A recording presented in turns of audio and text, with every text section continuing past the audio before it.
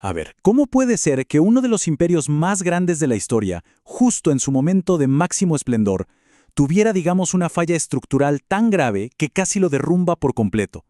Bueno, de eso vamos a hablar hoy. Vamos a meternos de lleno en esa grieta oculta en el mismísimo corazón de la monarquía hispánica. Y para entender bien esa debilidad, primero tenemos que irnos al otro extremo, a su momento de mayor gloria. Y para eso, ¿quién mejor que alguien que lo vivió en carne propia? Nada menos que Miguel de Cervantes, que además de escritor, fue soldado.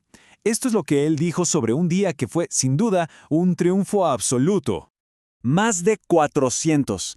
Imaginen eso por un segundo. Más de 400 barcos de guerra. Ese es el número de naves que se enfrentaron en la batalla de Lepanto allá por 1571. Para que se hagan una idea, fue la batalla naval más grande en Occidente desde la época de los romanos. Una escala que hoy nos cuesta hasta imaginar. Y es que este momento fue, de verdad, el punto más alto del poder imperial español. El día era el 7 de octubre de 1571. Por un lado, una coalición de potencias católicas, la llamada Liga Santa, con España a la cabeza, claro. Y por el otro, toda la temible fuerza de la Armada del Imperio Otomano. El choque fue en Lepanto. Miremos un poco los números para entender la magnitud de esto. Casi 90,000 hombres por cada lado. Esto de verdad no era una batalla cualquiera, ¿eh? Era un choque de titanes, un enfrentamiento monumental entre las dos grandes superpotencias de la época, la monarquía hispánica y el Imperio Otomano. Y lo que estaba en juego era nada más y nada menos que el control del Mediterráneo. Y el resultado fue, bueno, una victoria total, aplastante para la Liga Santa. Una que cimentó la imagen de España como la gran defensora del cristianismo. Pero, y aquí viene lo interesante, esa imagen de unidad y poderío era en realidad una fachada, porque detrás de esa increíble demostración de fuerza se escondía una realidad muy distinta, una estructura interna súper frágil y fragmentada. Y aquí, justamente aquí, está la clave de todo el asunto. Porque uno tiende a pensar en el Imperio Español como un solo país, ¿no? Pero la realidad era, mucho más compleja. No era una nación unificada como la entendemos hoy. Era más bien una especie de imperio de reinos. O sea, una colección de territorios muy diferentes entre sí y cada uno con sus propias leyes, sus propias costumbres, su propia identidad. Entonces, ¿cómo se manejaba un imperio tan diverso? Pues con algo llamado el sistema polisinodial. A ver, para que se entienda fácil, es como si en Madrid hubiera un gran panel de control, pero en vez de tener un solo botón para todo el imperio, tenía un montón de botones y palancas distintas, una para cada cosa. Había consejos para temas generales, como la guerra, sí, pero los que de verdad importaban, los que definían todo, eran los consejos territoriales. Y esta lista lo deja clarísimo. Fíjense, no existía algo así como un Consejo de España. No, lo que había era un consejo para Castilla, otro para Aragón, otro para Portugal, para Italia, para todo. Y esto es crucial, porque significaba que el rey no podía simplemente dar una orden y ya, tenía que negociar con cada uno de estos territorios, respetar sus leyes particulares, sus fueros. No era un poder absoluto ni mucho menos. Y aquí es donde vemos el problema, el desequilibrio que terminaría siendo fatal. Porque claro, esta monarquía compuesta funcionaba, pero ponía casi todo el peso sobre los hombros de un solo reino, Castilla. Era Castilla la que pagaba las cuentas, la que ponía la mayoría de los soldados para defender todo el imperio. Mientras tanto, reinos como Aragón o Portugal, amparados en sus leyes, contribuían poquísimo en comparación. Era un sistema que, estaba destinado a explotar en algún momento. Como se imaginan, una situación así no podía durar para siempre. Y justo en ese momento de tensión aparece un personaje clave, el conde duque de Olivares.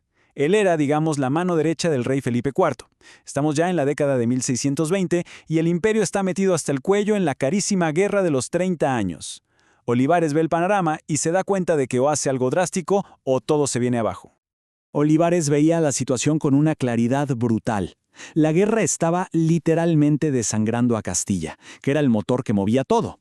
Y esa fragmentación del imperio que por siglos se había visto como algo normal, para él ya no era una simple característica. No, para Olivares era una debilidad mortal, una falla estructural que si no se corregía iba a terminar por derrumbar todo el edificio.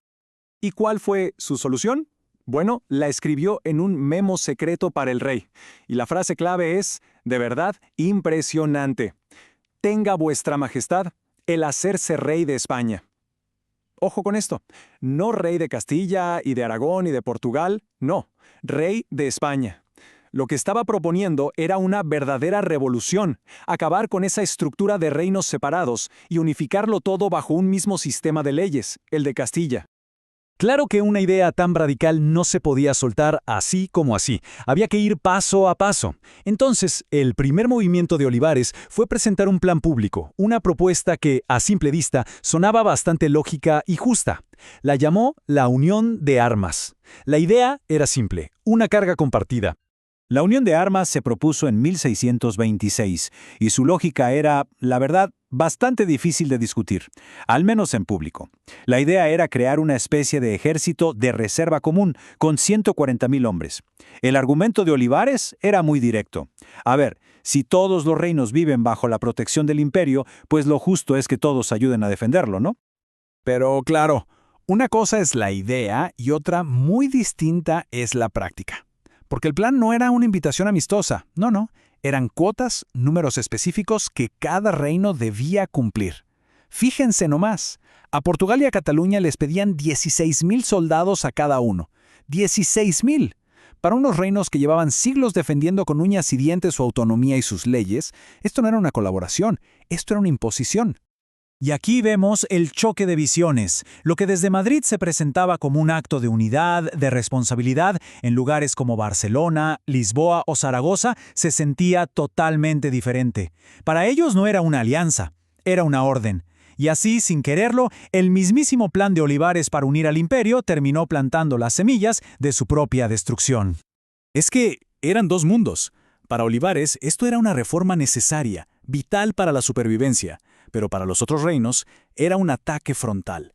Lo veían como una maniobra para pisotear sus leyes históricas, sus fueros, y todo para fortalecer el dominio de Castilla sobre ellos, una pérdida total de su autonomía. Y la cosa no explotó de un día para otro, ¿eh? La tensión fue creciendo y creciendo por más de una década. La resistencia a la Unión de Armas empezó casi desde el principio, en 1626. Pero el momento que lo cambió todo fue en 1635. La guerra con Francia obligó a meter ejércitos castellanos en Cataluña, y eso fue la gota que derramó el vaso. Para 1640, el polvorín estalló. Primero en Cataluña, en junio. Y después, viendo la oportunidad, en diciembre, Portugal dijo, hasta aquí llegamos y declaró su independencia. La ironía de todo esto es tremenda.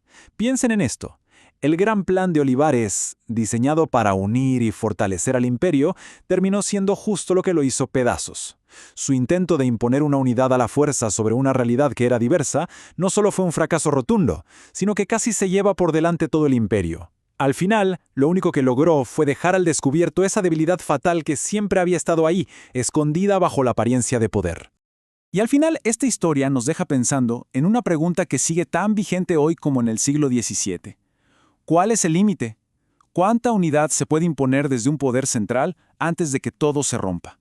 Esa tensión, ese tira y afloja entre el centro y las regiones, como lo demuestra esta historia, es algo que puede literalmente decidir el destino de un país.